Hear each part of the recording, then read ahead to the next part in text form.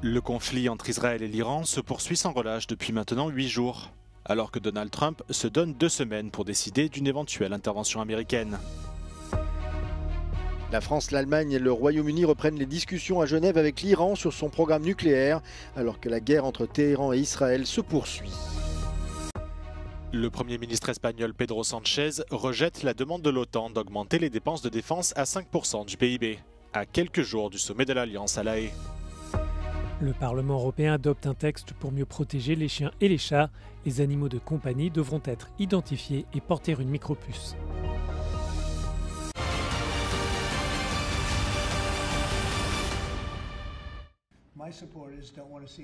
Le président américain Donald Trump se donne 2 semaines pour décider d'une éventuelle implication des États-Unis dans la guerre entre Israël et l'Iran. Selon le locataire de la Maison-Blanche, ce délai permettra de laisser une dernière chance à une résolution diplomatique du conflit entre les deux pays. Les frappes entre Téhéran et Tel Aviv se poursuivent sans relâche depuis désormais plus d'une semaine. Au moins 25 personnes ont été tuées en Israël, tandis que les pertes côté iranien se chiffrent en plusieurs centaines. Jeudi, une attaque iranienne a frappé le plus grand hôpital du sud d'Israël ainsi que des immeubles d'habitation, blessant au moins 240 personnes. Un autre bombardement a frappé les environs de la délégation de l'Union européenne à Tel Aviv. Un porte-parole de la Commission européenne affirme que tous les membres du personnel sont sains et saufs. Mais il condamne fermement les dégâts causés à des locaux diplomatiques. La zone touchée abrite plusieurs ambassades européennes, dont celle des Pays-Bas, de la Belgique et de l'Autriche. Après les frappes, le ministre israélien de la Défense, Israël Katz, a affirmé que le guide suprême iranien ne pouvait pas continuer à exister, qualifiant l'ayatollah Ali Khamenei d'Hitler des temps modernes. Alors que des missiles iraniens continuent de passer entre les mailles du système de défense aérien d'Israël, des centaines d'habitants de Tel Aviv dorment désormais dans les stations de métro souterraines.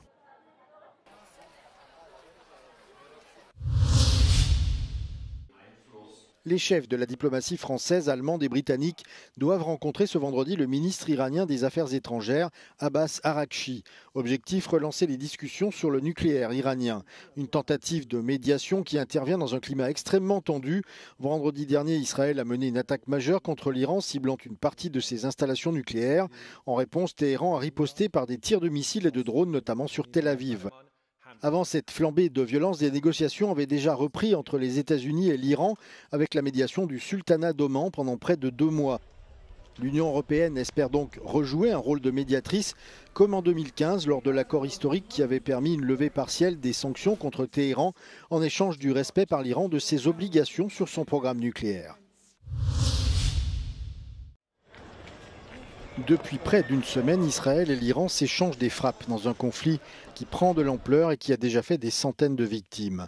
Dans une interview accordée à Euronews, l'ambassadeur d'Israël auprès de l'UE et de l'OTAN, Haïm Regev, a déclaré qu'Israël n'avait pas d'autre choix que d'attaquer. I would like to mention that Iran poses a threat not only to Israel, to the region and also to Europe. They are involved in promoting terror. They are involved in provocation. They are involved in many acts, European prisoners they hold, and so they are already the main cause for instability in the region and for the world. Selon lui, les frappes israéliennes sur les capacités militaires de l'Iran profitent aussi indirectement à l'Ukraine. Iran is part of the group, anti-Western group, the group that support Russia in the war, by the way, harming Iranian missiles facilities is saving Ukrainian life. By harming their ability to supply missiles and drones to Russia, by that we are contributing or diminishing their capability to harm through Russia, Ukrainian. Alors que le Premier ministre israélien Benjamin Netanyahou a déclaré qu'il n'excluait pas de viser le guide suprême iranien Ali Khamenei, Haïm Regev a déclaré que le changement de régime n'était pas l'objectif principal de l'État hébreu. The target of this military operation is to remove the nuclear threat and the missile threat. As I mentioned, Iran has a plan, a concrete and operative plan. And this is the main goals of this our military operation right now. Mais dans le même temps, le ministre israélien de la Défense, Israël Katz, a déclaré ce jeudi que pour atteindre les objectifs militaires, Khamenei ne devait plus continuer à exister.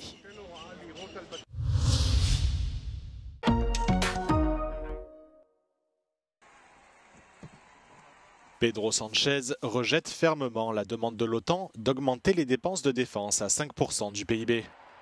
Le Premier ministre espagnol estime qu'une telle hausse serait déraisonnable, voire contre-productive. Dans une lettre adressée au secrétaire général de l'OTAN, Mark Rutte, Pedro Sánchez déclare que son pays ne peut s'engager à respecter aucun objectif de dépense en termes de PIB. Cette annonce survient à quelques jours d'un sommet de l'OTAN à La Haye, où l'objectif des 5% doit être officiellement approuvé. Toute nouvelle ligne directrice en matière de dépenses doit faire l'objet d'un consensus entre les 32 pays membres de l'Alliance. Mais Pedro Sánchez propose une formule plus flexible, qui permettrait d'exclure l'Espagne de l'obligation des 5%. Le sommet de l'OTAN de la semaine prochaine sera le premier depuis le retour de Donald Trump à la Maison-Blanche.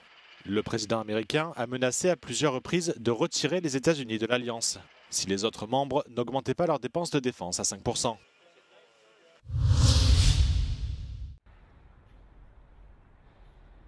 Des pertes humaines estimées à plus de 400 000, des millions de personnes ayant fui la guerre et un taux de natalité en baisse.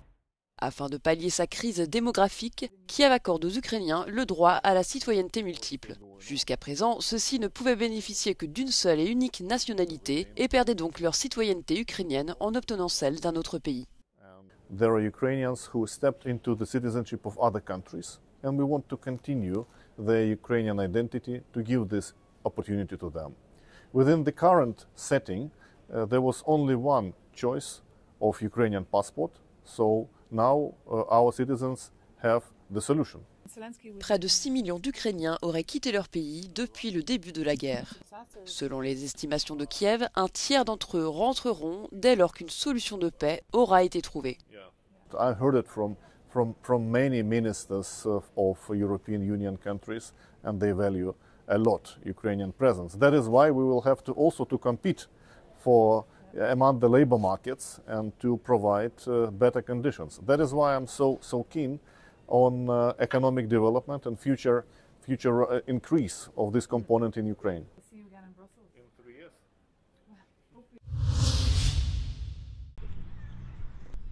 C'est une nouvelle étape pour la protection des chiens et des chats en Europe. Le Parlement européen a adopté jeudi en première lecture un projet de loi qui encadre l'élevage, l'hébergement ou encore le traitement de ces animaux de compagnie. Le texte établit par exemple l'obligation d'enregistrer chiens et chats et de les équiper d'une micropuce afin de lutter contre le trafic illégal d'animaux, un commerce illicite facilité par Internet. MEPs have finally taken a step today that we've been waiting for years that could end the illegal pet trade once and for all in Europe. They have made good on at least 4 resolutions from the past to ensure that we end up with mandatory identification and registration for all dogs and cats. And now we trust that the Council and Parliament will take this file forward in the next few weeks during trilogue negotiations and look forward to a pretty much perfect law that ultimately will please citizens and save animals alike. Pour prévenir l'exploitation des animaux, les eurodéputés veulent également limiter le nombre de portées qu'une femelle peut avoir au cours de sa vie. Cette réglementation, votée par les eurodéputés, devrait concerner tous les éleveurs, grands et petits, sans exception. The European Parliament took a positive step in terms of covering small breeders within the proposal on dogs and cats welfare. This is a huge issue because in some countries actually it's 80% of breeders who are having less than 4 litters per year, and if this wasn't covered, that would be a huge gap for the whole market. L'Union européenne compte 127 millions de chats et 104 millions de chiens. Environ 44% des ménages dans l'Union détiennent un animal de compagnie. La valeur annuelle du secteur est estimée à un peu plus de 1 milliard d'euros. Selon le FMI, le mode de vie européen est menacé si la productivité n'est pas stimulée dans les années à venir.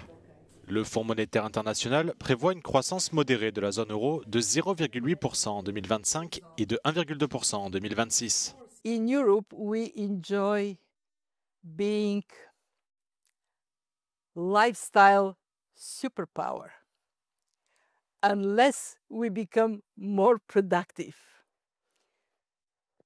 we may lose this advantage. I don't want Europe to become the United States of America, but I want productivity in Europe and the functionality of Europe to go up. Si aucun droit de douane n'est imposé entre les pays membres de l'Union européenne, la directrice du FMI, Kristalina Georgieva, explique que des obstacles à la libre circulation demeurent. Selon elle, ces barrières, principalement réglementaires, sont équivalentes à des droits de douane de 44% sur les marchandises et jusqu'à 110% sur les services. Elle appelle à une meilleure circulation des biens, des capitaux et des services dans l'UE. There are no tariffs within Europe, but it doesn't mean there are no barriers in Europe, regulatory and otherwise. Kristalina Georgieva s'est entretenue avec Euronews avant la publication d'une déclaration du FMI jeudi, qui propose une liste de suggestions pour améliorer la compétitivité européenne. Le Fonds monétaire international appelle notamment à une réduction des différences réglementaires entre les pays et à une plus grande mobilité de la main-d'œuvre. Il défend également l'Union des marchés de capitaux, ou UMC, une initiative proposée il y a plus de 10 ans par l'ancien président de la Commission européenne, Jean-Claude Juncker, et qu'Ursula von der Leyen s'est engagée à finaliser. Ce programme vise à créer un marché unique des capitaux dans l'UE, afin de permettre aux entreprises de trouver plus facilement des financements et de créer des emplois. Selon le FMI, cette initiative serait essentielle pour assurer la résilience de l'Europe, alors que le commerce mondial et les tensions géopolitiques menacent la croissance.